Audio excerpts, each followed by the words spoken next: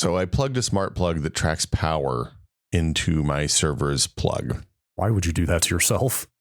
I was curious. So we were talking at PC World the other day about small like NUC style servers, and I have this old B-Link. I think it's a 12th generation Celeron back there right now, which I bought specifically because it's a real low power draw. It's like, under load it goes fast enough. It has quick sync for video, but you can stream something on Plex without it busting up to like 100 watts like my old desktop PC would have. Right. Normally, I would say, and I definitely fit into this category, that this is the type of thing you're better off not knowing, but you have made choices that at least give some reason for optimism. Yeah. Look, I'm looking down the barrel of a $500 power bill every month. Now, part of that is because, oh my God, man, it's also my car, right? Okay, sure. So I'm not buying gas. Sure. Yeah, that helps. Especially around here. As somebody, we'll get into it on the main episode, as somebody who pumped a lot of gas in a different part of the country recently, gas is very expensive in the Bay Area. Yeah. But so anyway, a big chunk of that is car.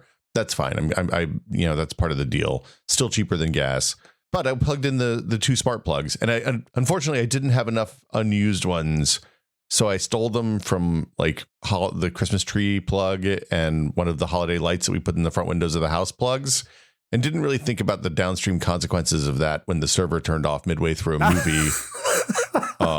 Somebody clapped their hands and oops, Plex died. Yeah. Hey, it's time for the holiday lights to turn off. So everything turned off. Anyway, I worked that out. That's all better now.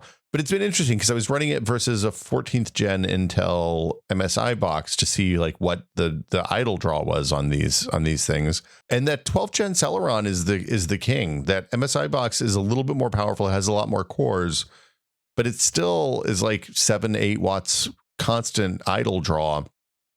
And it goes up about the same place when you put it under load. Like none of these are real high load servers. They're like, if somebody logs onto the Minecraft server, it spikes up for a second and then comes back down to like 2 watts higher than it was before.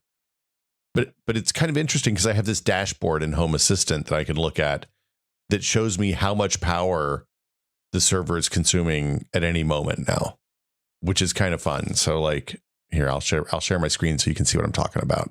Oh, look at that. Oh, real time. Yeah, you get like a line graph of what the current consumption is based on what the server is doing. And like when somebody connects to Plex, it boosts up. And when somebody's off Plex, it comes down. And it's literally like a little real time, like needle gauge, like in a car or something. You just watch the needle going up and down. Well, yeah. And then there's also graphs over time that update like every 5 or 10 seconds. It seems 3 to 6 seconds, it seems like. So you can get a good idea of like how much consumption you're using per day and stuff like that. It's not something I realized. They've done a lot of work on the power side of Home Assistant lately that I hadn't really been paying attention to. And it's pretty good. That's cool. I mean, that's the type of information that you should know, but might not want to know. I can tell you, I've got a UPS here. The closest I've ever gotten to this is I have a UPS and I have just looked at the UPS readout with everything running on it. And with my NAS, which is a 12600K, my Edge router, and like 3 Raspberry Pis now, I'm doing like 75 to 80 watts steadily. Well, so it's worth mentioning I don't have the Synology with the spinning discs on here. Okay, this is not your hard drives. This is just the little server. Okay, so that makes me feel better because I think hard drives add up, I think. The motors add up because it's spinning all the time. I think the Raspberry Pis are basically free, right? The Raspberry Pis are like a couple of watts each. Yes. Yeah. But yeah, I think if I put the Synology in here, I think my number would go up. If I put my 24-port switch in there, I think the number would go up pretty significantly too, probably, because it's also power over Etherneting like multiple other downstream switches, and I think even the access point, but I'm not sure because I don't think any of my switches are plugged into power. Maybe the one in my office is plugged into power.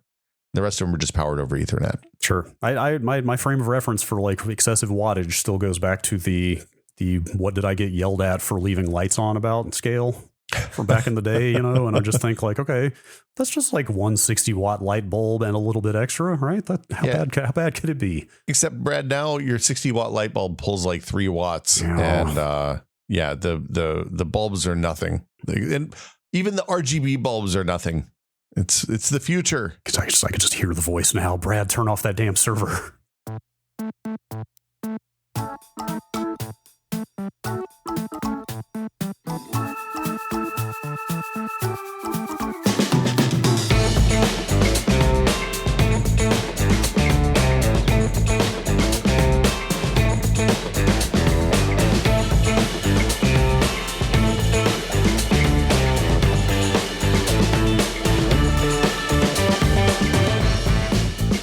Welcome to Brad and Will Made a Tech Pod. I'm Will. I'm Brad. I'm back. Welcome Hello. back. Thank you. Hi. Hello. Good to be here. We toured the Tech Pod regulars That's with Norm and Adam and Wes over the last several weeks, but you've returned from your voyages. Yes, thank you for holding it down. Thank you to all those guys very much for swinging through. It was fun. It was fun looking at the episode list and just like, it's a who's who of current and former, you know? It's fun because when you're not like, we've done 250 some episodes of this podcast at this point, right? There's like 3 of them that I can listen to that I wasn't part of. Sure. So I got to listen to the Tech Pod when you had Vinny on while I was dealing with COVID stuff. It's always a nice treat. So thanks. Yeah. Thanks to them. And I guess now we're here to talk about some of the things I was doing while I was not on this podcast.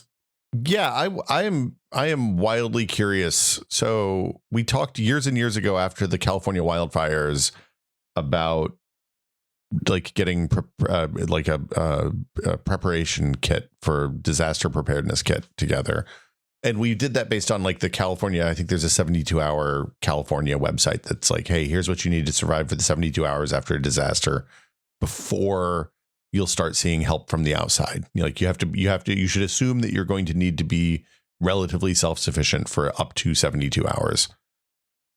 Which I think is a little optimistic given what we know now. Mm-hmm. Yeah. Well, depends on the area, depends on the scale of the disaster, of course. But yes, it absolutely could exceed 72 hours. But so you had a trip planned before Helene hit. Yes. And it ended up being the week after Helene. Actually 4 days. Let's see. So the storm, it was funny talking to neighbors, like the kind of what the range of the storm was a little different depending on who you talk to, but it was like 4 solid days of rain. But the peak of the storm was Thursday night, Friday morning. When all the flooding happened. When all the flooding hit. The flooding happened, yeah. So it was kind of into Friday morning when the news was coming out about how bad it had gotten, and our flight was Tuesday morning. So we already had just a random trip. We were just going to see my parents for a week. We already had that trip booked 4 days after the storm hit. So the kind of interesting thing about it from here was that there was a lot of news coming out from like eastern Tennessee, like southeastern Tennessee and more eastern North Carolina. But there wasn't very much news coming out of Asheville, the greater Asheville area, because 40 was like the interstates in and out of town were closed. And I feel like there weren't a lot of, and internet was down pretty much through the entire region. Yep. So I feel like there wasn't a lot of news. Like the news people couldn't get there to do their coverage shots. Yeah. They were going to like Elizabethton and Irwin and all these places around Northeast Tennessee instead. Yeah. And if they could have gotten there was, like you said, there was essentially no connectivity in and out of there. So unless you were maybe satellite, like some kind of satellite uplink probably would have been your only option at that point. Yeah, those big satellite trucks couldn't manage the roads, it seemed like. Right. And then by the time they could get up there, the news cycle had passed, and like it was just, it's a massive humanitarian problem in Asheville. Good luck. Yes, yeah, for sure. So just up front, what I wanted to do with this episode is like I got toward the end of the trip and realized how many different like technical areas I had to touch as we were just trying to get by day to day, and from like electrical and gas engine generator stuff to like house repair, pulling up flooring, mold remediation type stuff. Like I kind of just want to like pick your brain about like your homeowner knowledge. Oh God. Talk about electrical wiring and the way generators work. And I mean, I've got some computing stuff in here too that I had to mess with, like some disaster preparedness stuff in terms of like portable solar lighting and battery packs and, X, Y, and Z different things that, I came in contact with. Buying a generator, like having to find, and I started to say pick out a generator on short notice, but like frankly what we were picking out was whatever they had, right? Like we didn't exactly have a lot of inventory to pick from when we had to find a generator quickly. So but there's just a bajillion different little technical areas of expertise that I had to like try to figure out quickly, and I thought it would be kind of interesting to run a lot of that stuff down. Yeah, I'm really curious what it was like on the ground though. Like I've read accounts of what it was like post Katrina, and like our friend of the show Nathan Edwards lived in Houston when they had the big floods probably 10 years ago now. And it's interesting talking to people who've been in those situations, because there's some stuff that's always different, but then there's also a lot of stuff that's always the same. Sure. Like it was, just to be clear, it was just a ludicrous amount of rain in a really short period of time, right? Yeah. So I talked to our neighbor up the hill who is a civil engineer by training, so you can assume he's probably relatively exacting about his measurements. From Tuesday night when the rain started to Friday morning after the storm had peaked, like I said, he measured 32 inches. That's incredible. Which is, I've never owned a house. I understand that's quite a bit of water.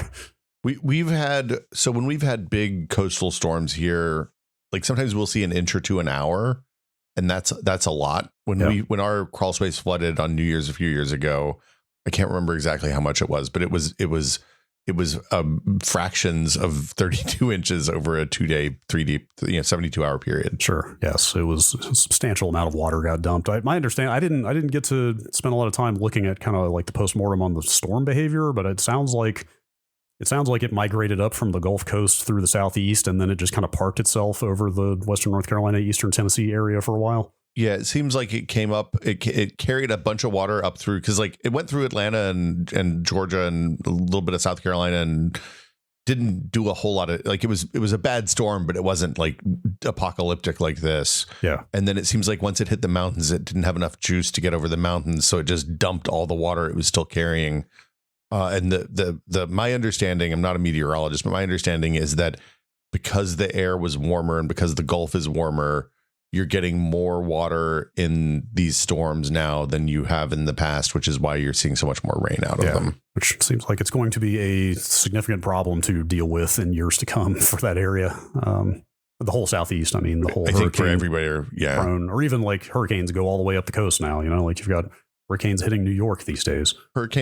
There were hurricanes hitting Northern Europe this year. Yeah. Seems fine. Sure. Let's see here where to go from there. Well, can we talk about I saw a bunch of places roads seem to have washed out. Yeah, there was a spot about half a mile from my parents' house, although they had done road work, putting in some kind of culvert or something there. So it was like kind of a temp pave job. Yeah. But fully one entire lane just washed down into the gully. So we were driving around that the whole time we were there. But I should say the area this is the house I grew up in, and that area is about 30 minutes outside of Asheville, 45, depending on where you're going exactly. We were incredibly lucky where we were, because Asheville proper and the areas north of Asheville up toward like Lake Lure got it infinitely worse than we did. I don't know anybody that got hurt. Like everybody in the neighborhood had water in the house. Like my parents had close to a foot of water flow through there, but it was all just property damage. I don't know anybody that got hurt, but I definitely know people who know people, I know people who have friends who did. Yeah. If that makes sense. Definitely would hear stories from people you talk to of like, oh, I've got a friend up around lives on the Swannanoa or up around Chimney Rock or something, who has nothing left but the clothes they were wearing type stuff, You heard about a lot of missing people too. Yes, right. Neighbor. As by the time I left, one of the neighbors had a friend up in Asheville who still had not been found. So I mostly say that to, hearts go out to those people, and also to say things were not great where we're from structurally, but it could have been so much worse for us. So I feel fortunate that it wasn't worse, and I feel terrible for the people up there. Well, but anyway, yeah. So. Like the floodwaters had all receded by the time we came in 4 days later. Like I'm sure up around Asheville and, where that dam was letting off excess, there was still plenty of standing water, but it had mostly all drained out where we lived. Okay. But it definitely, coming in from the airport, was an interesting scene. I did a fair amount of homework before we flew out there, because I definitely had some people reach out saying like, hey, I don't know if you should fly out there. Like they're saying don't travel in Western North Carolina right now. So I spent a lot of time on like the North Carolina DOT has a good road closures website. So I was like literally routing. And when we were lucky to be able to get from the airport we flew into, it was the Asheville airport, to my parents' house without touching interstates. Yeah. So I very intensively went through looking at road closures and felt confident we could make it once we got in, which we did. Like my mom told me that they were seeing around their area, they were just seeing like regular people rolling up with chainsaws on like roads that had down trees and just going in and like cutting out enough to open up a lane type stuff before proper road crews were even getting out. So like people were pitching in, making things passable.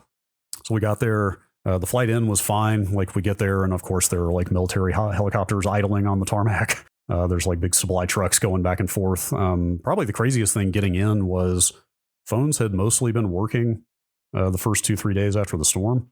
Yeah. For whatever reason, the day that we flew in, at Verizon at least, I don't know about other carriers, Verizon was utterly non-existent. Like just down. Like our phones, once we hit the ground in Asheville, our phones were just pinging SOS only, period, like zero signal, no matter where we went.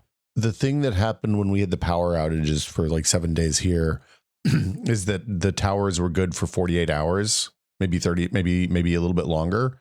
And then the battery backups that they used ran out, and then everything went dark. Like, I guess it probably was something like that, but like we literally no data, no phone calls, no nothing at the airport. And it turned out to be fine, but there was kind of a miscommunication about when we were going to get in, such that our ride didn't show up for about 90 minutes after we got outside, which is like, it's fine. Like the wait was not really the problem. It was more the worry that something bad had happened. Yeah. Because we had no way to get any kind of word in or out. So it was more just like, okay, we were kind of like trying to absorb the conditions on the ground in general, and we're like, just like, what the hell's going on out here? Like our family member has not shown up. Like, I really hope something bad's not going on. It turned out, like I said, it was basically just a miscommunication. So that was not a big deal, but it's just really humbling to realize how dependent you are on magical anywhere communication in your pocket once it goes away. Look, it's really too bad that Kurt Cobain didn't live long enough to see GPS. That's all I know. Yeah. And like even at the airport, like we went and just talked to the ground transportation people because we were just like, maybe we can just get a car and go home. And they were like, hey, our phones don't work any better than yours do. Like, there's not much we can do for you. So again, it's just like, we don't really have a lot of options. You just are dependent on modern infrastructure because that's what's there. But like once that disappears, it really is a serious reality check. It seems like there's like time moves differently, right? Yeah, for sure. So driving in, I mean, it was kind of what you would expect. It was a lot of roads washed out, like lines down literally everywhere you looked, like road signs blown over, trees down on houses, you name it, just kind of your standard flood damage that you would expect to see. So what once you were there and settled in, what were days like? I assume you weren't driving around a lot because I assume gas was fairly precious, and like you probably didn't have places, like probably there wasn't places you could go to buy stuff if you needed to buy something, right? Yeah. So everybody in their neighborhood is on well water. They're too far out to be on city water. And so, which means when the power is out, there's no running water.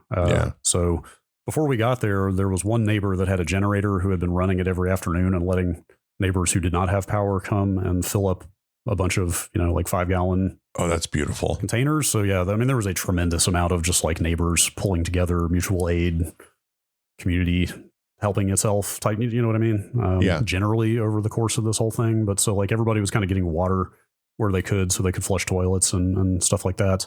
For people who don't know, this is a thing I feel I've learned that a bunch of people don't know. If you fill the top tank of your toilet with water, even if you don't have water running in your house, the toilet will flush when you push the lever. Yep. It sure will. Yeah. It's important knowledge. They even had a system worked out where they had like, here's clean, drinkable water. Here's toilet flush water.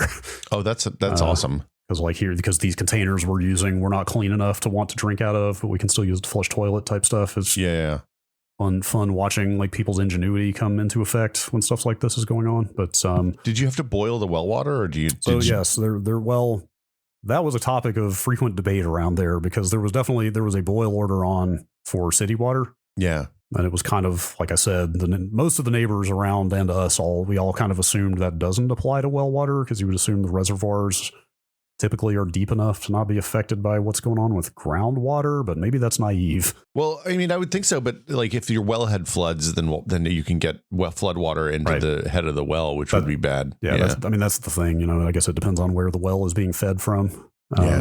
But at any rate, we did not boil the well water. Nobody got sick, so it's probably fine. Probably okay. Let us know in the comments. Yes, there was only one grocery store in town open when we got there. That's funny. The one across the street that my parents usually go to, the word around town is it will never reopen because it's right on the bank of a creek. Oh, wow. And it like got cut out from underneath. Yeah, like apparently the foundation is damaged enough that building is probably just toast.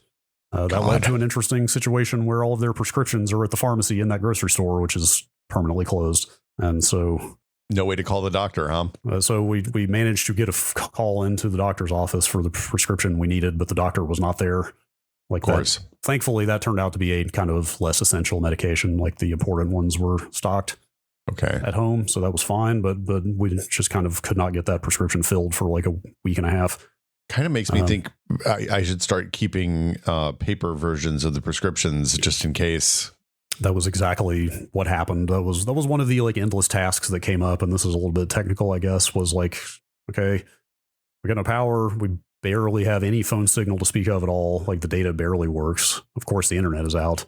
We need to print these prescriptions. How are we going to do this? You know, like it was very much, yeah, because I guess, is that the standard? If you have paper printouts, like credible printouts of your prescriptions, a different pharmacy will take them. That was my understanding. There are different rules based on the controlledness of the substance. Okay, so like if you want like morphine, then you have to go, you have to have some special shit. But if you just need like your prescription antihistamines, a piece of paper with a credible looking doctor's signature will work. Yeah. Okay. So that's what we were trying to do. But again, that got kind of challenging in itself. Anyway, so there was only the one grocery store open. They were cash only. And they were only letting like 50 people in at a time. Just because they were afraid there'd be a riot, or because it was dark? No, the power was on in that part of town by the time we got there. So I guess, I assumed it was just let's manage the flow of people in and out. Like, because some of the inventory was pretty picked over as well. Maybe you don't want too many people like all fighting over the last carton of eggs or whatever. But it was super chill. It was very orderly. I never ran into any problems at all. Okay. Yeah. I mean, I assume there weren't people like hoarding toilet paper or anything ridiculous like that. Not that I saw. Okay. I mean, there was definitely, like I said, there was definitely like eggs and hot dogs, for example, were basically non-existent for a few days. Ice was very hard to find. I assume that like, because of, like there's, I assume almost everybody there has a grill. So you did a lot of grilling, right? A decent amount of grilling. Yeah. Yeah. It was a lot of they have a gas stovetop, so it was a lot of just lighting the stovetop off of a lighter and boiling a lot of stuff. Like, we got very used to just boiling a pot of water and making instant coffee in the morning. For example, to the point that we continued doing that even after the power came back on, because it was just faster. But anyway, what I heard was that the gas station near us was limiting you to 30 gallons a day, but we had no need for anywhere near that much. Okay. We only had about 17-ish gallons worth of empty cans. Okay. So we borrowed a generator from the neighbor. Like, miraculously, it came to light that the neighbor had a built-in, like a full in-home generator. Oh, like a natural gas one or something? Yes. Yeah. And a portable. So he very graciously let us borrow that portable, which we brought down. And actually, let's save the generator. Sorry, I'll get to that in more detail. I'll finish talking about kind of conditions around. So yeah, like groceries and gas were pretty limited, like you said. I did. I actually talked to you, and you helped me come up with like a checklist of things to do before I went out there. One of them was get a lot of cash. Yeah, which I'm glad I did, because we were kind of going on grocery runs basically every day. Oh, that's good. Well, because I assume you go and get what they have, get what you can get, right? Like what they had, and also we just didn't have a lot of capacity to keep things cold. So, right. So we were not buying a lot of perishables at one time. We kind of go like once every day or two for that week we were there before the power came back on. But I'm very glad I had that cash. I assume typically in this kind of situation, like there's a lot of, it's one of the things I say love, but power and utility companies tend to pull together and send massive amounts of resources from unaffected areas to help people I assume there's road crews from like a bazillion different power companies there. That was one of the craziest like visuals of the whole trip. Like one of the most, like, I feel like I'm in a disaster movie kind of things, was like you could not go anywhere in that area without like just constant giant white trucks, either the oversized pickup truck type of utility vehicle or the full-on giant like tree truck, with the big crane kind of contraption on the back, because they were going around taking or getting up trees absolutely everywhere. So like there's a school relatively close to us. There's a church, mile or two up the road, and like you would constantly like anywhere with a giant parking lot, basically you would just see like 20 of those giant trucks like staging in the parking lots constantly, like day and night. And they were just on the roads everywhere. Like I kind of made a little game out of reading like the little side art on all the trucks to see where they were from. Because there were plenty of like local Duke Energy trucks around, but like I saw like a bunch of the crews near us were from Kansas City, Missouri. I saw there were some from up north. One of our neighbors ran into a road crew from Montreal nearby. Well, Montreal's the classic example, because when they had a big ice storm in the 90s, maybe late 80s even, I remember like in Bristol, we sent power trucks up there to help them out because they had to rerun basically the entire city's electrical because the ice knocked down all the power lines. Right, and in the middle of winter, when it was like the outside will kill you, right? Right. Yeah. Yeah. So like that neighbor actually speaks a little bit of French, so she like joked about having fun trying to talk to them in her broken French. But it was everywhere. I mean, I could not believe the number of utility workers all over the place, and God bless them for doing it. Yeah. I heard at least a couple of linemen got killed, not near us, but somewhere up north of us. Like they're like that is hazardous work, like doing all that electrical work that fast. I'm sure. Oh yeah. In and of itself is very dangerous. Unstable roads and yes. Yeah. Anyway. Yeah. I was hearing crazy stories from up around like the Chimney Rock area, like the places that absolutely just got kind of washed off the map. Like you were hearing stories about they were having to helicopter in utility poles in places because they couldn't get any trucks up to place them. Wow. So they were literally like using helicopters to lower and place the utility poles into the ground. Like I heard they were using mules in places to get supplies up and down in the mountainous areas. I was going to say, I saw some videos, some people shared them in the Tech Pod channels of like a bike YouTuber who was hauling stuff around on bikes up washed out roads, and there was a lot of like mutual aid stuff coming out of restaurants and places with kitchens that still were working, and like bookstores, surprisingly, that like you would see people doing a morning meeting every day that was like, hey, what do people need help with today? And then they apply as much human power as they could to it. Yeah. You were seeing that everywhere. I was really impressed just driving around town, like all over the place. You'd see like free barbecue 1 p.m. or like, free hot meals at the Elks Lodge, just like different like community organizations, clubs, whatever, churches, like all over the place. Like just, hey, come get food. No questions asked. We never made use of any of that stuff. I kind of wonder in retrospect if maybe we should have more, but I just always felt like there have to be people worse off than us that need it. Well, yeah, that feels like one of those, if you need it, you need it. Right. Yeah. Looking at Duke Power's website, there's still 1,000 households in the greater Asheville area. It looks like that are knocked out. Yeah. So we there was kind of a game day by day of text messages coming from them about like, at first it was like, most customers by Friday. And then it was, okay, most customers by Sunday. This was Sunday being 9 days after the storm. Somewhere around Saturday or Sunday, my mom got a text message from them basically saying, your area is going to require significant reconstruction, something, which basically was like, okay, I guess we're not even in that Sunday group. Yeah, the message on the affected people now is repairs underway where conditions allow disaster recovery and process is what it says in estimated time of restoration. Yeah. So it ended up being 11 days for them before the power came back on. And this is like, we're at a month now. It's the 25th. The storm hit on the 27th is when the power outage started, according to the website. Yes. And there's still people without power, apparently. I don't know what the state of like city water in Asheville is. That was still a mess by the time I left. So we got a note. I was going to save it for the Q&A episode, but I'm going to put it here. We're going to do Q&A next week, by the way. Yes. If anybody wants to write in either questions about all this stuff, or also like some of the stuff we'll cover about like reinforcing your home or electrical wiring or generators or any of that stuff that you have knowledge about, I would love to hear. Or if you want to share stories. Yeah. Stories as well. Sure. They said that the mapping, they pointed out some mapping resources that are really good in this kind of situation because they're offline.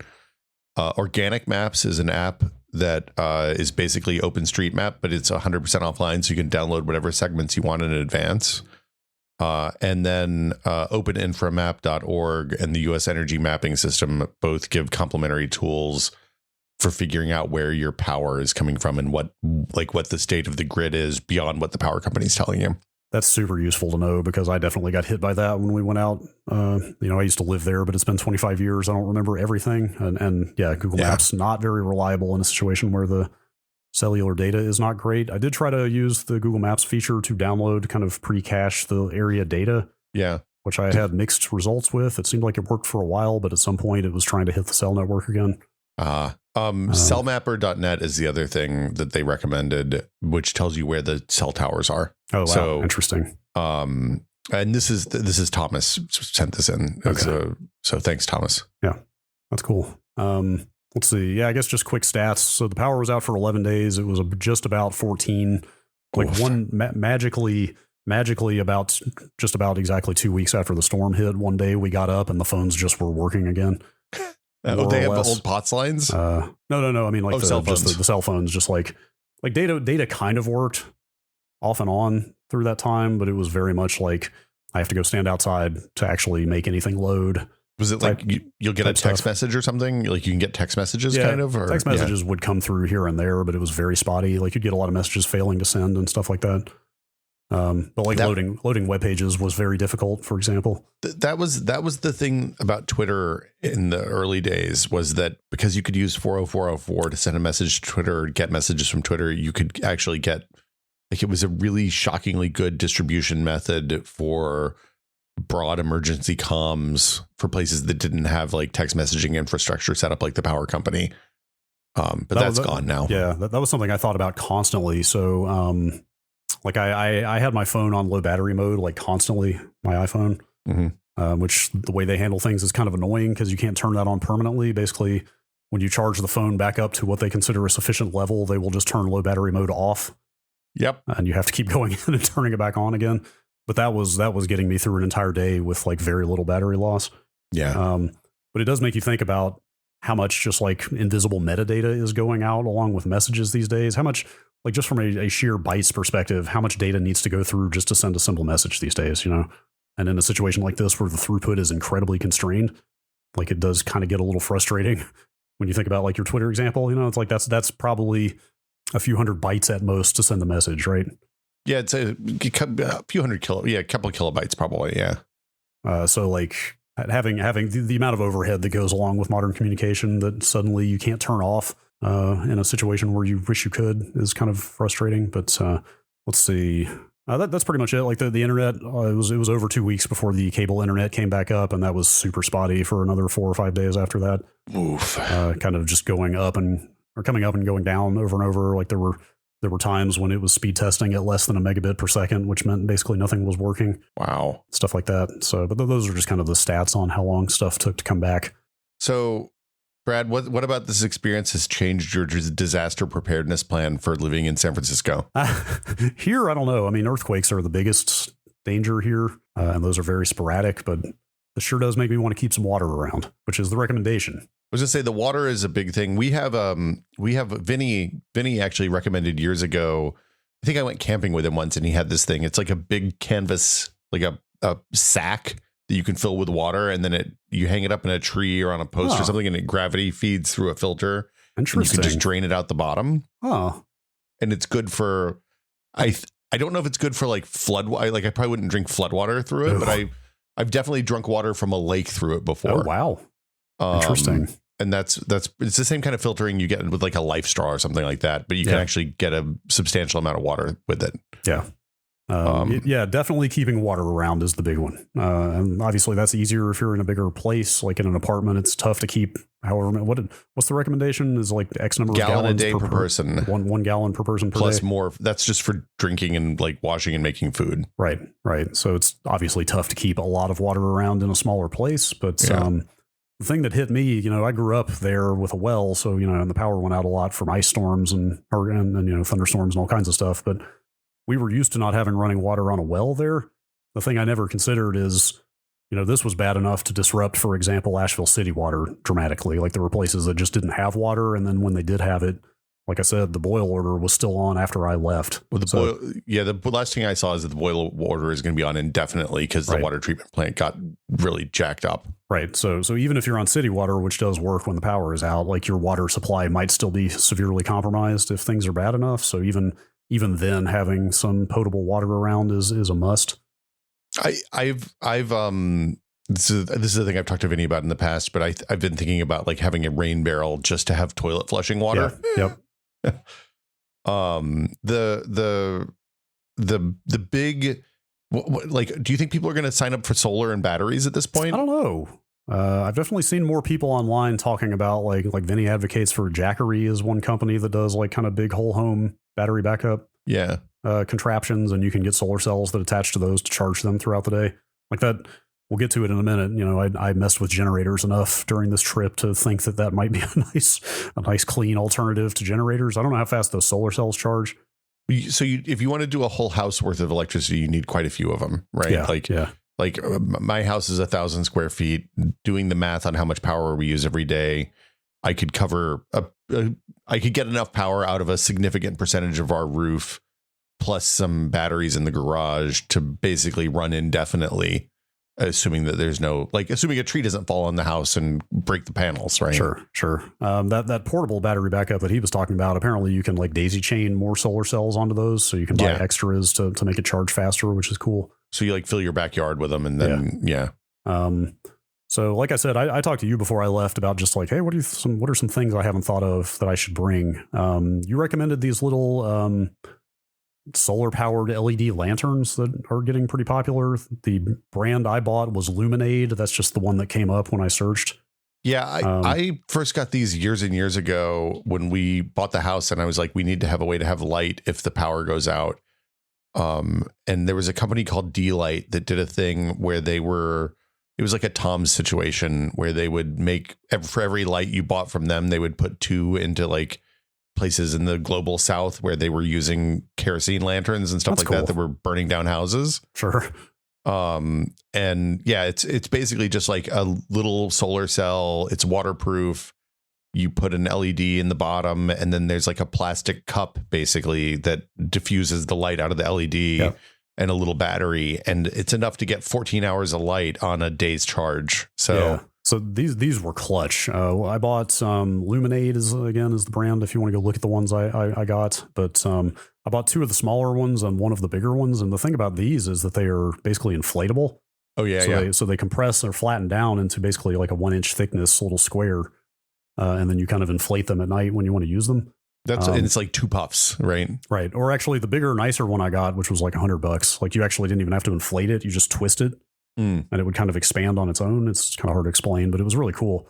That one, the bigger one on the lowest brightness, which was still enough to light like a hallway to go to the bathroom or whatever, just fine at night.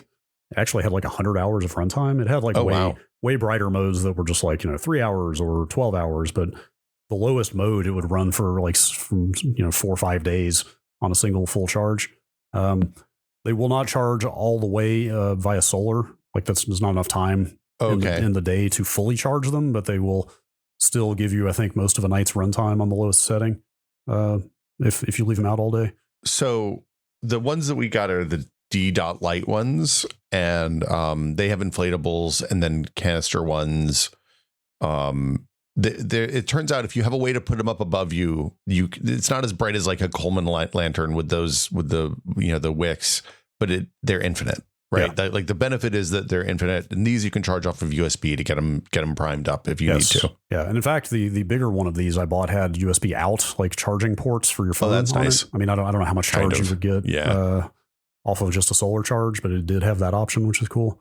These were huge. I mean, if you're just in an extended power outage situation, just being able to see at a basic level where you're going at night in the middle of the night. Look, they're great when you're camping too. Yeah. Like these we have in the camping kit.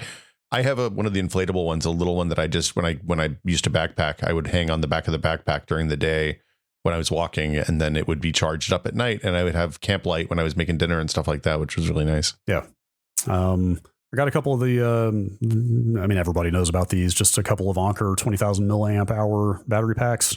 Yeah. Which we didn't have any current ones of. It's been a while since I've owned one of those, so it's nice to have now. The density has gone up dramatically since I bought my last ones, and I need to replace. Yeah. Like I ran, we'll get to it later. There was a couple days after I got there, there was a work situation I needed to deal with, and I ran my laptop and phone off of one of those battery packs. Yeah. For a time. And then the cash, like I said, just this situation, I've always kept like a little bit of cash around, but this situation is going to increase the amount that I keep around. Yeah, it makes sense. By a good bit, because having a few $100s in a situation where you can only buy groceries with cash is very important. Yeah. So that was it. Like that's what I very quickly threw together in the time that we had to prepare. And like all of it turned out to be useful. Like at the time when I ordered all that stuff and went and took several $100s out of the bank, I was like, is this overkill? Am I going overboard? Is this disaster theater? Am I just making myself feel better? But no, like everything I got was super useful. Well, and it's also worth mentioning, I don't think you probably would have gone if your parents weren't fairly elderly, right? Yeah, yes. Like that was a big part of it as well, which I'm not going to get into too much, but some just kind of like family realities that basically required somebody to be there. Well, but also like if you have 70-year-old parents having like, you don't want them ripping carpet out. No, definitely. Right. Or in this case, could not, like not capable. Yeah. So, and then also the neighbors in the neighborhood were amazing. Like I said, generally around town, there was tons of like kind of mutual aid stuff around, but also like people in their neighborhood were just pulling together in a way that really restores your faith in humanity. Well, and like, it's nice when, like your neighborhood was relatively lightly hit, it sounds like, right? Yeah. And like everybody in the neighborhood had water in the house, but yes, nobody got flooded out. Although, God, I feel terrible. One of the neighbors just spent like the better part of a year remodeling their entire downstairs, like intensively, like remodeled to the point that they went and stayed with a parent for a few months because it was that level of remodel. And the whole downstairs, which was fully finished, got hit badly. Well, at least they know what it costs when the insurance comes. They can, probably be a lot faster the second time. Okay, so what we talked about I talked to you once or twice while you were gone, and we talked about generators a little bit. I think Vinny, and I think you had a conversation with Vinny about generators too. Yes. So they borrowed that generator right before I got there. The thing that, long story short, the thing they didn't realize is that they didn't know they could hook that generator into the mains of the house. Is their house set up for that? So it is. Okay. But it happened again, it's hard to explain, but it happened long enough ago, and there was not there was not enough shared knowledge of the setup there, let's say, for everybody to connect the dots. Got it. And then slowly people came to the realization that like, oh wait, there is totally a 240 volt plug here. Wait, hold on. You didn't use a male-to-male plug to plug the generator into. Okay. Everything was fine. It's just that nobody there had the expertise and knowledge of the house to know that could happen until after we got there. And then we slowly pieced together, oh, wait, we totally have a 240 volt cable and a plug into the mains of the house here. And so... Did you have a cutoff so you could cut off the outbound so that you don't electrify the wires near your house? Yeah, yes. There was like a second... I'm getting way out of my depth here with electrical stuff, but there was a second circuit breaker box there with kind of a changeover kind of, you can switch it. Okay. You can only throw the breaker on either the main or the generator at once. They can't both be on at the same time, if that makes sense. Yeah. Anyway, long story short, you do that so you don't electrocute linemen, to be clear. Right. Yeah. Like they had just been plugging a few appliances and lights straight into the generator when we got there. Yeah. But then after we got there and figured out what was what, we realized that we could hook it straight into the house. And just turn off enough breakers that you didn't overload the generator. Yes. So like it was a rapid educational process of trying to figure out what was what, especially with like very spotty internet, like I said. But I sure know what a 240 volt plug looks like now, and we'll never forget. Some other weird stuff I ran into, like I'm sure you've seen this, like a 120 volt plug where one of the two prongs is sideways. It's almost like a smiley face winking at you. Oh, is that the one you use for the outbound 120 volt? I think that's what that is. I was not clear. We never ended up using that, but that's what that seemed like. Yeah. There was an ongoing like experimental process, I guess I would say, trying to figure out what in the house was actually wired to the generator. This is a 70s construction problem in my experience. That house was built in the early 70s, so that checks out, because trying to figure out what was and was not wired to the generator and what lunatic thought that was appropriate was an ongoing problem. Because, like, for example, none of the overhead lights in the kitchen were on the generator circuit, basically. So, I don't even know if I'm using the right terms here, but like whatever whatever subset of the wiring in the house was hooked up to the generator, like no lights in the kitchen, for example. Well, so there's two things. One is that in the old days, they would wire like the things that would end up on the same circuit were all run in series. So like you go from like the bedroom light to the other bedroom light to the plug on the edge of the bedroom wall, and then be like, well, that looks like about enough for 15 amps. And then they'd cut that one off. Interesting. Okay. So like the plugs in later, like I want to say 80s or 90s, they started doing like, okay, the main bedroom will all have all the plugs in the main bedroom will be on the same circuit. Right. But before it was just like what was convenient when the electrician was running through the house. Okay, that makes way more sense then. Yeah. Because it was just a constant bafflement at who thought this was a good way to wire things up. Well, like the bedroom at the far end of the house had a couple of outlets that worked, but the bedroom closer to the circuit breaker and the generator had zero, for example. I was gonna say, and then the other thing is a lot of times, especially in older houses, like in the 50s, they'd have 2 plugs per room, right? And then at some point you come through and you're like, well, I got to get an electrician in here because like it's the 21st century and we have shit that needs to be plugged in. So you run a lot more cables. And then like I have a separate circuit breaker box that the new cables are run out of. Right. They're not in the main panel. Sure. So it's like there's a breaker that goes to them, and then the big breaker that goes to them. And then there's another smaller panel that's hidden someplace that like I'm going to have to tell whoever buys our house eventually where all that stuff is. Sure. Is that the kind of thing you can get rewired with a minimum of like non-invasively, or do you actually have to like tear out wires like room by room to rewire stuff like that? It's really easy to run new wires. You have to tear out walls to replace old wires. So it's usually easier to just cover up the old wires and disconnect them and run new wires. I see. Unless you have to pull out walls for some reason. Got it. Okay. Because there was some idle talk of like, maybe we should get some of this redone to make it less of a pain. But I mean, I was going to say, like, here's the nice thing is if they have the cutoff for main versus internal power, they have the expensive part done for obviously panels and batteries and all that stuff are expensive too, but it doesn't require a massive rewiring in a new panel to do if they wanted to put solar and get batteries, assuming they have enough sun. Yeah. So like, I think that's the conversation, right? Is like the breakers, go through and label all the breakers, right? Because the other way you could do it is you just turn off the breakers and then you literally walk around and you test every outlet and every light and all that stuff. And you find out which ones are which. And then you make a map and clearly label inside the box.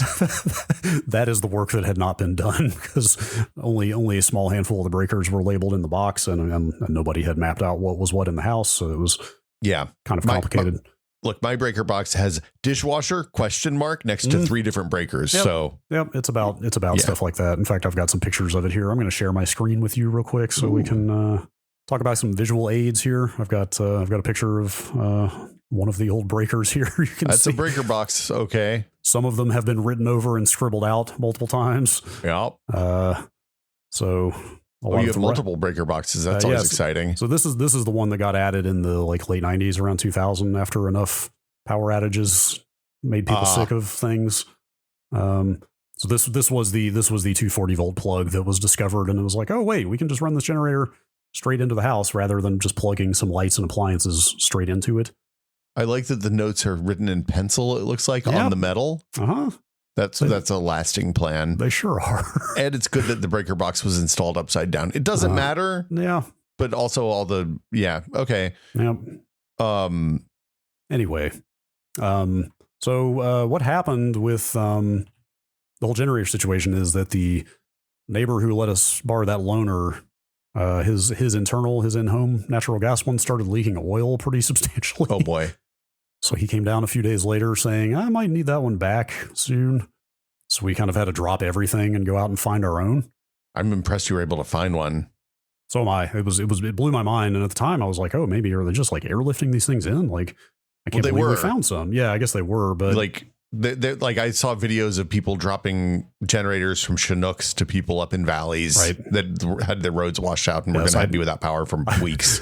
I showed you a video before this. I mean, obviously can't show it on the podcast, but I was just in the Target parking lot one day about to pull out, and I heard a helicopter and I just looked, and it was a Chinook flying right over the Target. They're a very specific, like they're for people who don't know, they're the ones that have the two propellers, two rotors on the top. Yeah. And they make a real specific sound.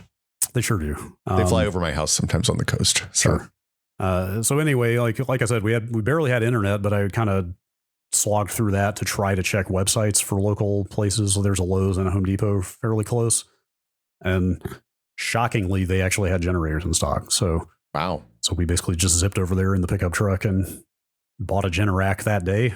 Nice. Happened to be back over there a couple days later, 0 generators, like they were all gone. Yeah, so sure. It was very spotty. I think we just got super lucky that we happened to find some that day.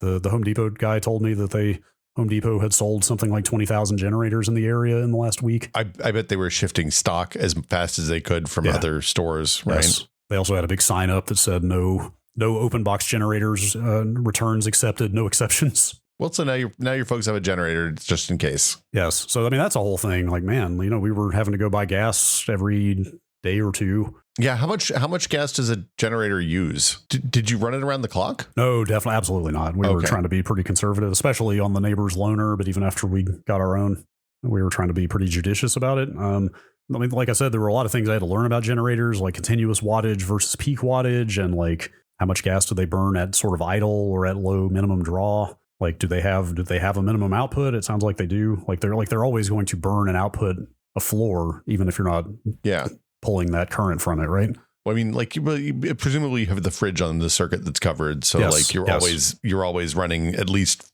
a couple of watts for the fridge. Right. So even there, we were basically running it in the evenings for like 5-6 hours. Okay, and then shutting it off before bed, and then maybe like for an hour or two in the morning. Just to get water, tanks, take showers, and stuff like that. Yeah, flush toilets and stuff like that. Do they have a gas hot water heater or electric? I believe it is a gas. Okay, pretty sure it's gas. Did you have hot water when you took showers? Yes. Okay. But the generator was running then, so I'm pretty sure it's gas. A gas heater. And I assume they're like bottled gas, not on a main. I think that's right. Okay. I think that's right. Don't quote me on that. Yeah. Okay. But like I have never like worked on cars in my life. Like I don't have a lot of combustion engine experience. So like dealing with the generator was educational. Like we had to change the oil on the neighbor's generator at one point. Oh boy. Because apparently you have to change the oil in generators like very, very quickly or very, very frequently, I should say. Yeah. Usually it's every certain number of hours running, right? Yes. We bought that Generac we got came with a quart of what they just described as like special generator blend oil. Huh. That they said use this first before you switch over to regular, like store bought. Is that for like the break-in period? Yeah, it's basically said it was kind of a break-in period, but then there was kind of a debate in the house because the manual said to use 5W30 oil with the generator. Okay.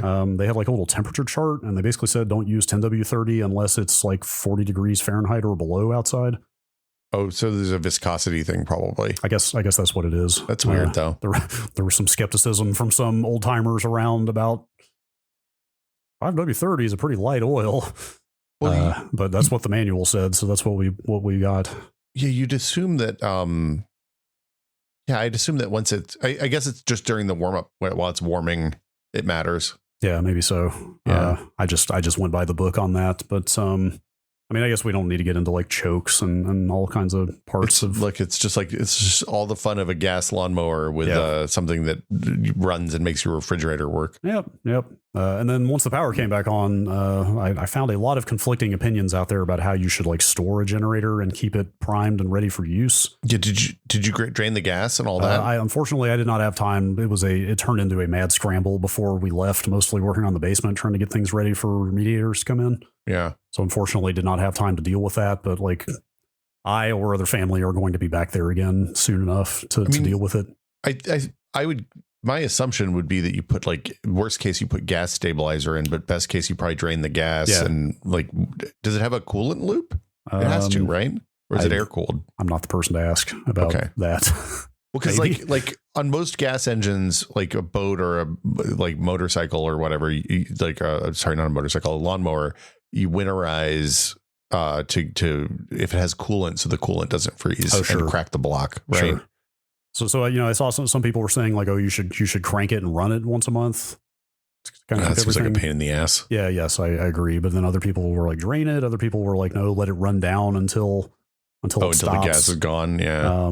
There were a lot of conflicting opinions, but anyway, like I said, it'll get dealt with in fairly short order. This is one of those ones where I would look at what the manual says and probably just do that. Yeah, that's probably the actual right way to go. Let's see. We talk about some of the work on the house a little bit. Yeah. Downstairs, it is like 80% a laminate. Like linoleum type stuff? No, like a panel. Like Pergo and Mohawk are brands that you will see there. Got it. Like a faux sort of hardwood looking material. Fake hardwood made of plastic that you can that tongue and grooves together in a way that you don't have to actually glue it to the floor. Or in this case, because I pulled a fair amount of it up, it's like almost like a cardboard kind of material underneath the top. Oh, weird. The top like hard part. Yeah. Like a pulpy paper, cardboardy kind of thing. Weird. And then there was a guest bedroom down there that had carpet in it, sadly. So basically on day 2, after we got all the power stuff sorted out and kind of humming along reasonably well, we immediately started tearing carpet out. Yeah, that's good. Was it? I'm sure it was soaking wet. Oh, it was awful. Like when you walk down there, it was like water still squeezing out of the carpet as you would step on it. So we, down there with crowbars and box cutters, tearing that out as fast as we could and piling it outside. Yeah. All that to the dump. I talked about this a lot on the Nextlander Ramblecast. If people want to go listen to that, I won't get into some of the same details here, but there was a whole scene at the dump. Oh, I'm sure the dump was chaos. Yeah. Of people trying to bring storm debris and stuff in. Later on, the county instituted a program there where they're actually just going to go around and pick up literally everything that they find in every right of way in the county. Oh, that's nice. No questions asked, for free. Man. So once that order went out widely, because they were actually asking people not to go to the dump because there were like a lot of industrial people coming in and out of there, and it was just a huge mess, which we were happy to not do again after we dumped the carpet. But once that order went out and you were driving around, you would just see the craziest piles of stuff outside people's houses. I mean, dude, not just rolls of carpets, but like furniture, like dressers and mattresses, and just everywhere you went, just giant piles of stuff that people had thrown out that was ruined. Well, I assume up there people don't have flood insurance for the most part, right? You can't. It's some kind of FEMA directive that flood insurance in Western North Carolina is not allowed. Weird. I do not understand, but that is the case. Because they have I showed you some pictures. There is a pretty sizable tree limb down.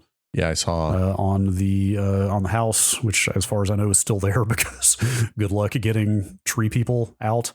Yeah, like they know a tree guy that they're very friendly with, and he was just like, "Hey, I'll get to you when I get to you."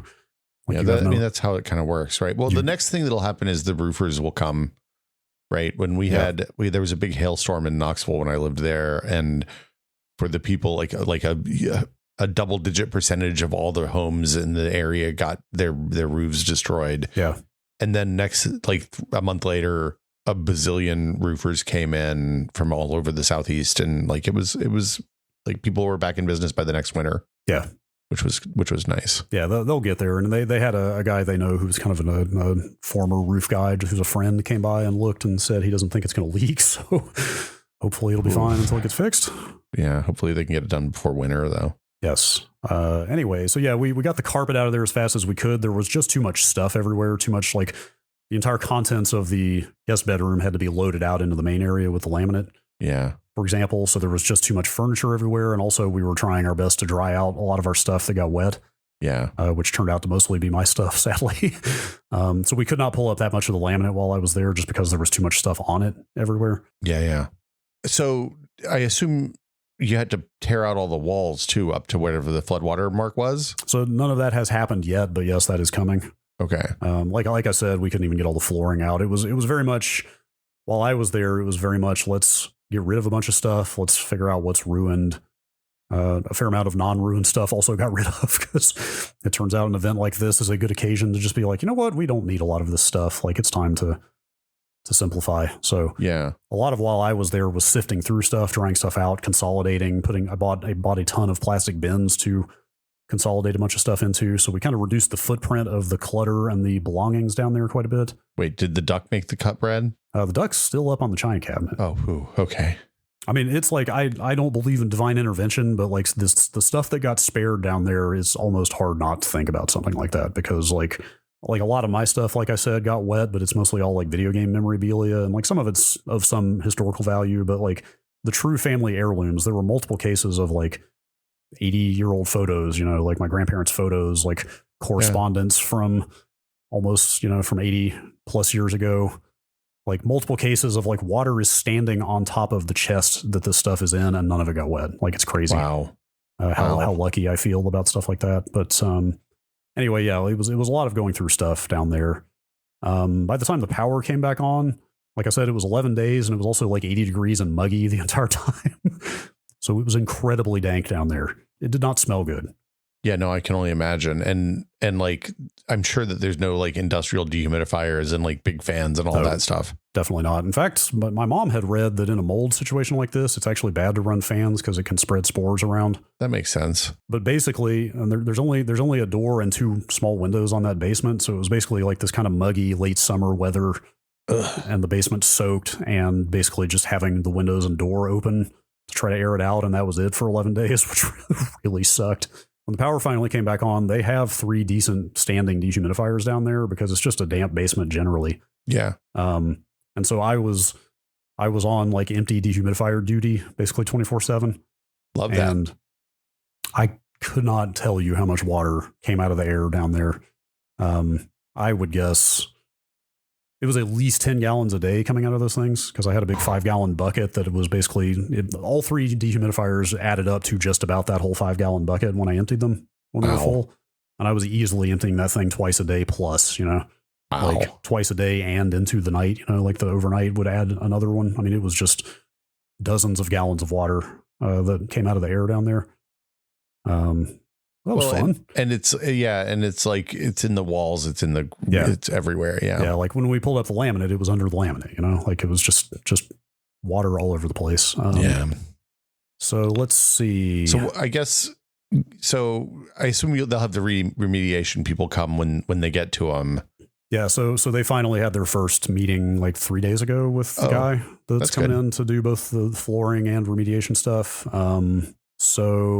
All the laminate has since been pulled out. Some family came after I left because we got enough of the stuff out of the basement. Some other family came and helped take out the laminate, which is shockingly easy to pull out. That's still, like you said, that what's the term for the way that stuff fits together? It's tongue and groove and floating are the 2 ways I've heard it described. Because like you said, it's not glued down. It's basically just kept together like by pressure, right? Yeah. You look, I've taken up linoleum that was epoxied to the subfloor before.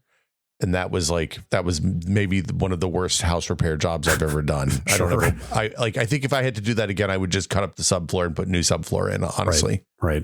It's just obviously it's just concrete floor down there. But yeah, that laminate was like the stuff I did have room to pull up is like as easy as you can imagine. It literally just lifts right out. Yeah. So that's all been pulled out now. And the remediation guy came. They are going to cut out the bottom 2 feet of the drywall all the way around. Okay. And you know, I think it's pretty standard mold treatment stuff. Like they're going to have to do chemical treatments. You just want to keep it from growing when you get it dark and wet in there. All the cabinets in the bathroom, and there's a little kitchenette kind of thing down there. Like all those cabinets are going to have to be ripped out because they are full of mold inside. Yeah. Stuff like that. I very quickly, talking to my mom, got a sense of there are 4 classes of water damage. Yeah. That involve things like, was it clean water just out of your pipes, or was it like flood water? Was it chemically contaminated flood water? You know, that sort of thing. So they've got class 4, which is the worst, which means that everything has to come out. Oof.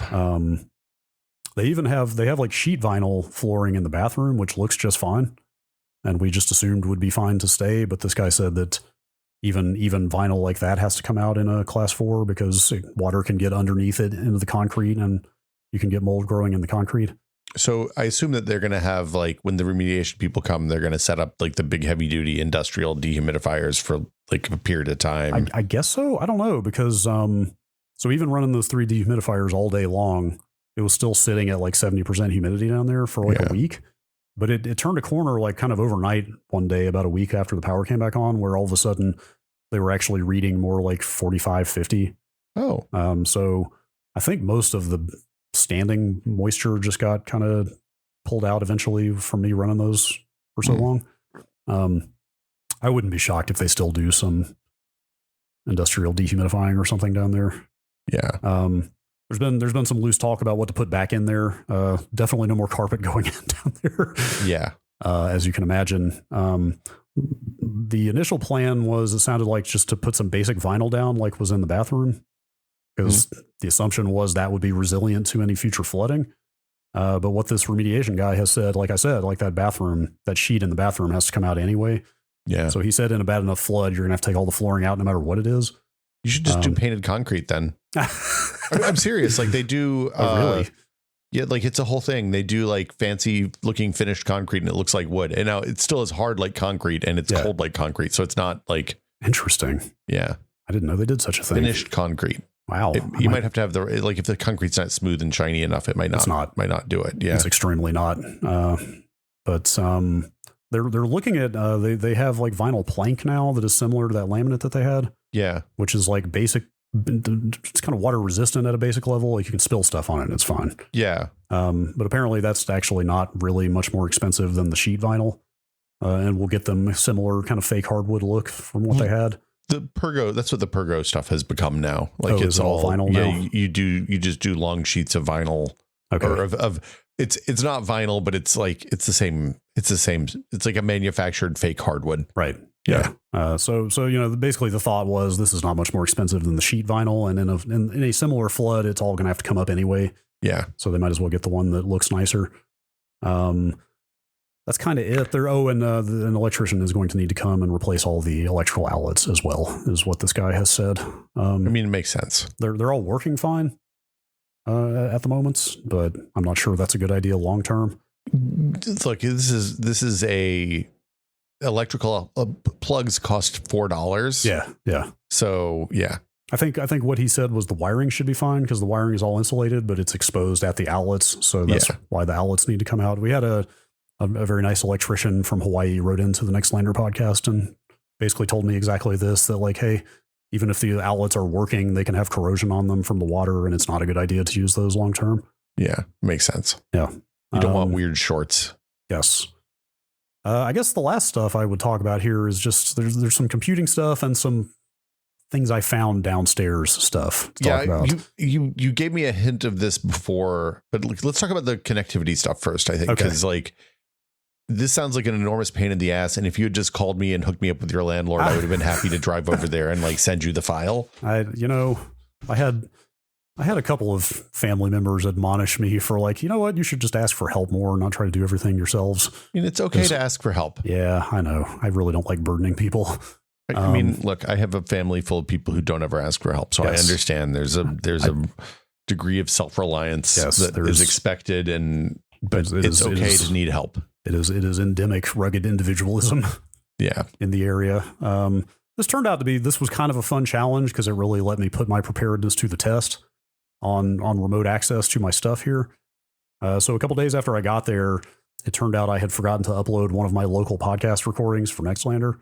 Oops. And if I hadn't been able to pull this off, it was fine. We do a recording of the kind of video call mixdown. Oh, right. That can be used in a pinch. So it would not have been like the absolute end of the world.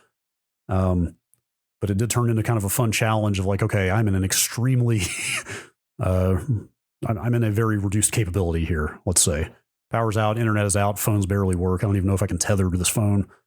Let's see if I can get a 500 megabyte WAV file uploaded to Dropbox. Wow. I will say, my first thought was, so I can turn on everything remotely here, my NAS and my desktop PC. Wait, you turn your NAS off when you're out of town? Yeah. I mean, 75 watts when I'm not here. I don't know. I mean, nobody's watching Plex. Watch a Plex movie, though. Nobody's watching Plex or streaming music here or any of the other stuff. I'm not doing podcast stuff or video kind of. Anyway, my first thought was like, okay, maybe I can remote desktop into my PC and export that file and get it uploaded to Dropbox. But the way the data was working through the phones, I was like, okay, there's no way the remote desktop is going to be functional. Yeah. It kind of saved my ass that it turned out I had exported the WAV from the project to my NAS before I left. From the Audacity project? Yes. So the WAV was sitting there. So I did not have to get Audacity open to export a WAV to upload. Got it. Yeah. The WAV was already sitting there. So I kind of had to use like every tool at my disposal. And it still took like an hour and a half to get it done.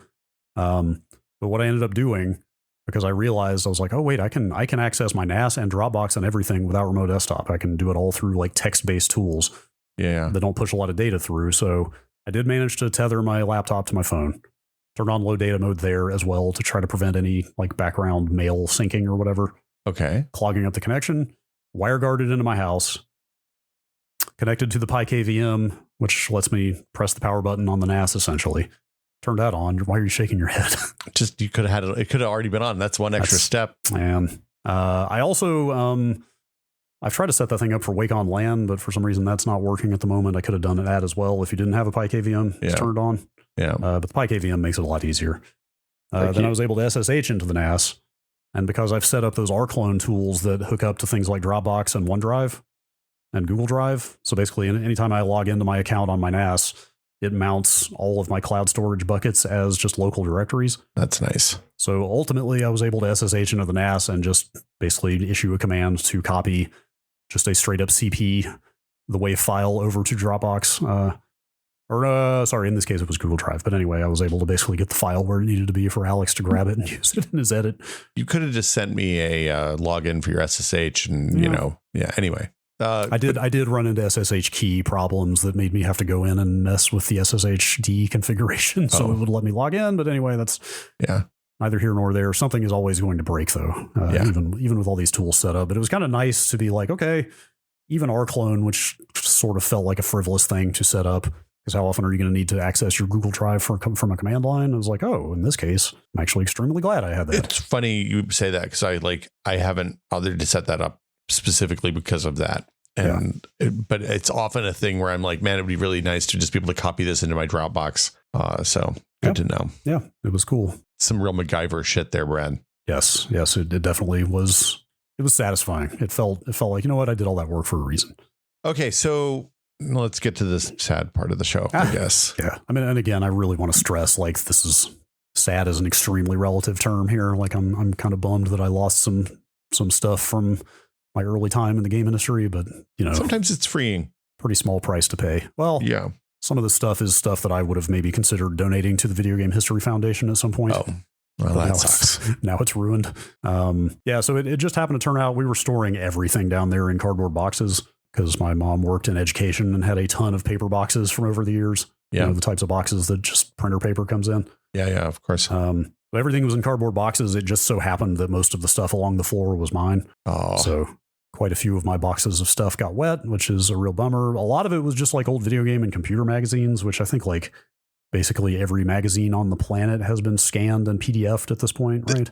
I would say they're pretty well archived at this point, it feels like. So that sounds like kind of a bummer, but I can still read those magazines online. I did have one box of old E3 materials mostly from 1998 E3 that got ruined. That's a kind of a heartbreaker. Like I've got the full on like very thick booklet of like show directory of here's literally everybody speaking at E3. Here's every booth. There's a description of every exhibitor. Like that thing is trashed. It's nasty. God, I'd forgotten that they used to hand that stuff. You used to get a bag with that stuff in it when you checked in at E3. Yes. Like it was a crazy reminder of how much just material, like hard copy stuff they gave you at E3. Also, 98 was the first one I registered as press. Okay. So I had grabbed literally every press release in the press room. Like I had a stack of stuff. Oh man.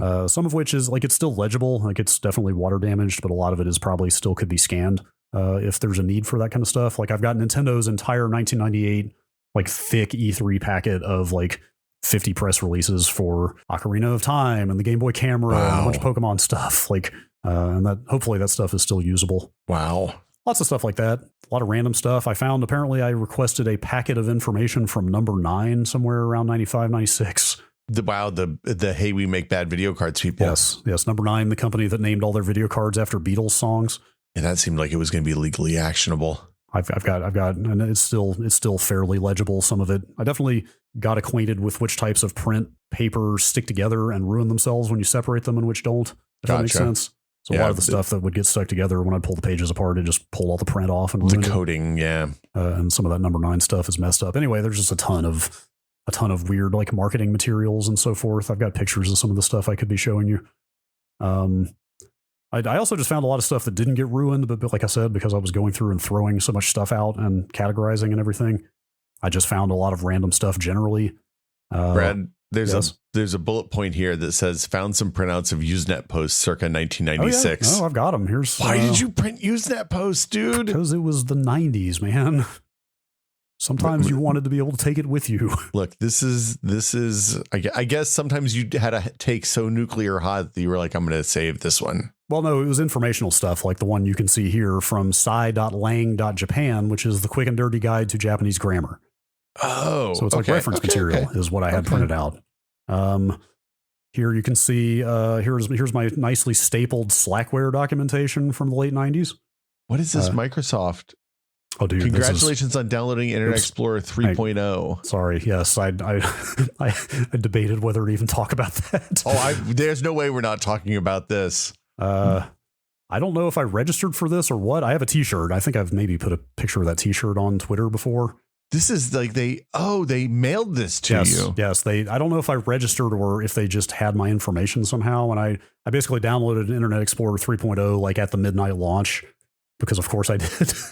32,000 people registered by morning. Yes. We've decided to send free commemorative T-shirts to all of the 32,000 plus users who registered their copies of Internet Explorer 3.0 during the Midnight Madness promotion when they launched it, basically. So wow, yes, Brad. I have that T-shirt downstairs somewhere. It just has a big I downloaded it, Internet Explorer 3.0 on the Brad, T-shirt. Yes, I've never been I'm not disappointed.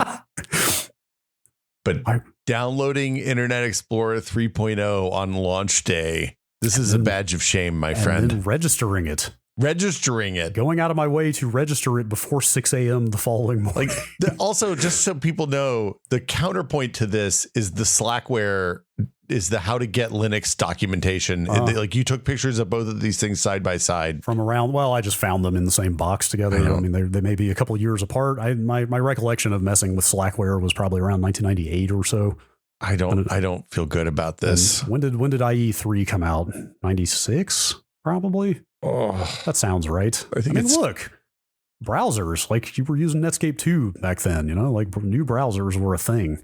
Look, man, this is back in the $$ era of Microsoft. It's when Slashshot had the Borg logo of Bill Gates. Dude, this is. I probably shouldn't even show you this article I wrote about Windows 95 at the time. Okay, now this is not going to get into this. 32-bit preemptive multitasking architecture. This is what lets you play Doom while defragging your hard drive. I gotta call it. Hold on, no, go back to that. Go back to that. You got to go back to that because you had written in the side Gates in big block text with the S as a lightning bolt, in the Megadeth. I don't know why I did that. Oh my God, we can't. Can I please read it? Please let me read it. No, I can't, man. Oh, it's Patreon bad. episode. Okay, fine. Boom, boom. The sound of Microsoft's juggernaut, Windows 95, has been growing louder for months. Okay, I'm not going to read the rest of it, but this is amazing. This is really good. I myself have experienced this miracle OS. Miracle is in sneer quotes. Having been trampled underfoot by the Microsoft propaganda machine. At least you were aware. I think this was probably for my high school newspaper because there's also a printed out version of it that's a bit more formal. I worked on the paper for a couple of years. Some of my high school newspapers got waterlogged, unfortunately, but there was a long drying out period of spreading things out on drying racks and stuff to try to salvage as much as I could. I'm going to tell you right now, there is an endless amount of embarrassing old computer shit in that basement. There is so much that I found that I do not have pictures of and am not mentioning to you. Look, if you go back for an extended period of time, we can just do what's in Brad's basement segment. It'll be a $10 patron tier. Dude, that's like months of podcast fodder. There's two things that make me that are shocking. First, I had forgotten that there was a time before CDNs when download servers would get overwhelmed and you wouldn't be able to download new software when people were excited about it. Oh yeah. That was just kind of standard back then. But it's been such a long time since that happened. When was the last time Call of Duty came out today and Steam's not collapsed under that weight, right? It's amazing that was such a limited period of time in retrospect. It was a very different time.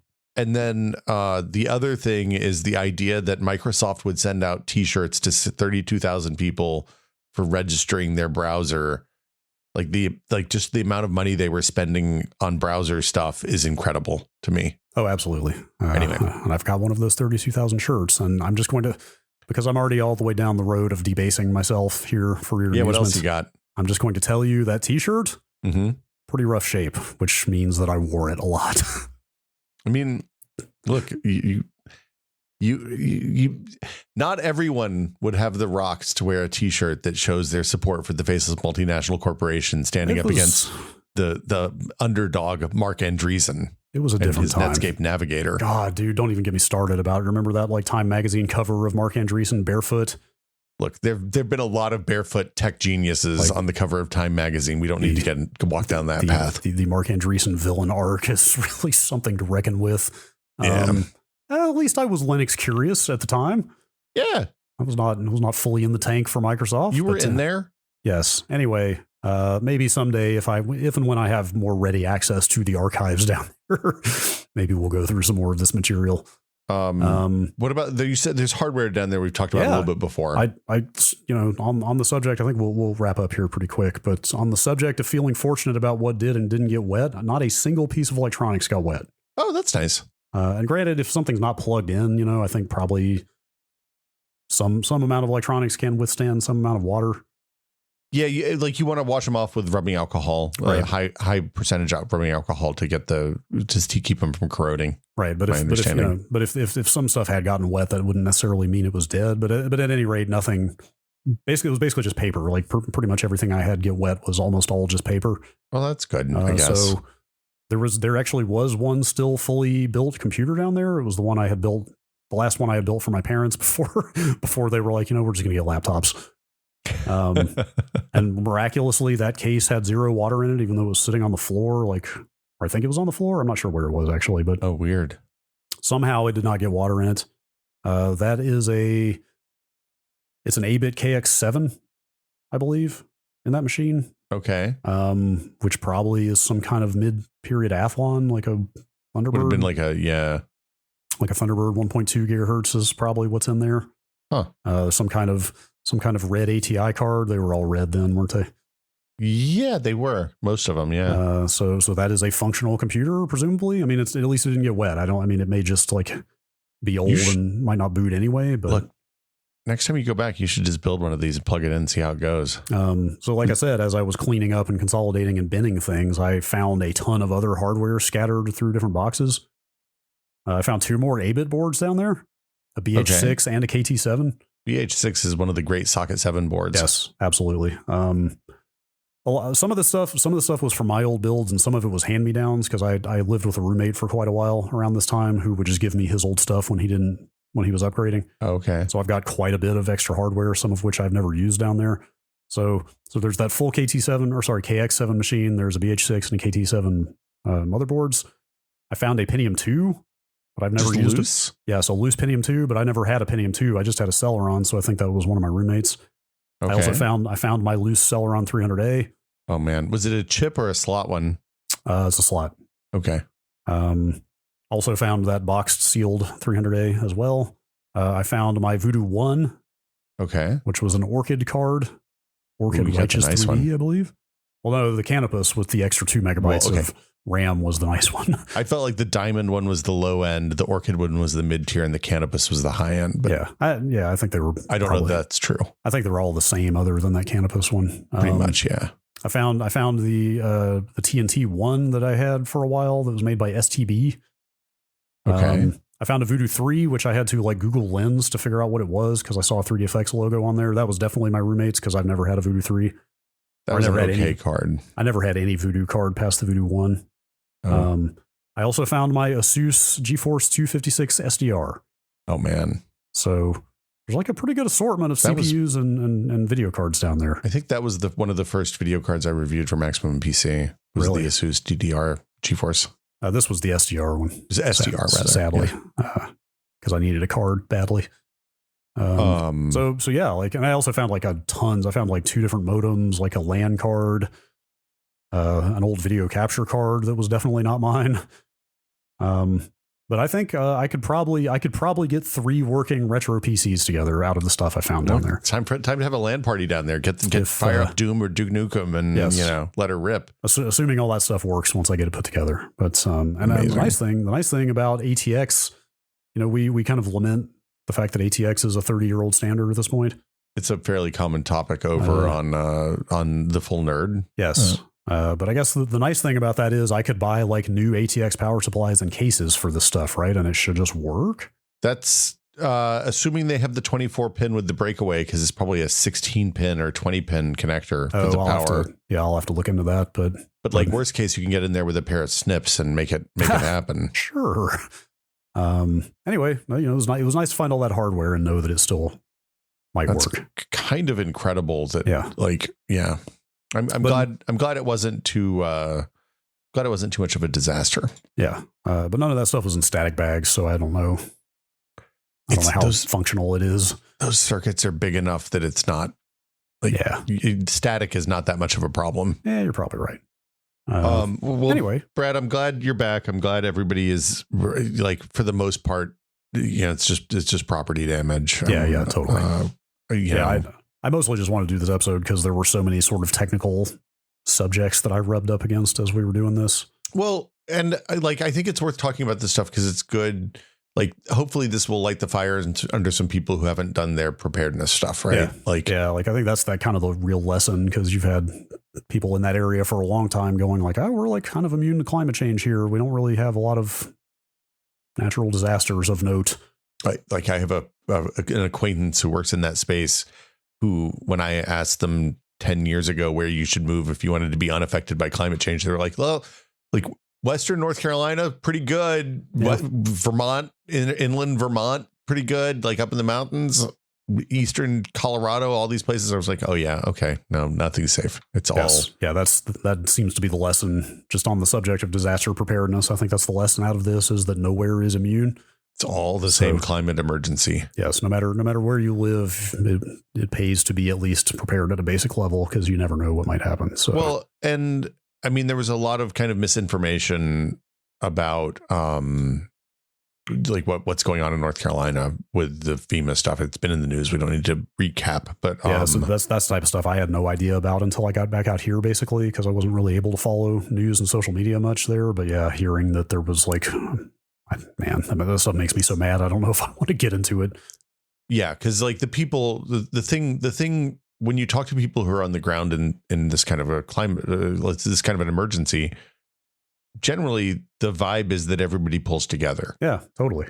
Right. And the stuff I saw in the news after I got back out here is that like even local political leaders who, let's say, are politically aligned with people spreading the misinformation were like, hey, fucking stop. Yeah. We've got enough problems here on the ground trying to deal with this in a real way without you spreading conspiracy theories about this nonsense. Like, shut the fuck up. Yeah.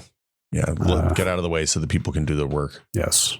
Turns out real life trumps what's going on social media when it comes down to it. In so many ways, Brad. Yes. But you know what doesn't trump what's going on social media is listener-supported podcasts. That's right. I don't even know what that means. Yeah, actually, I don't know if that's right, but anyway, let's go with it. Brad and Will Made a Tech Pod is a listener-supported show. That means we wouldn't be here without you, the listeners, who we love and appreciate every single week.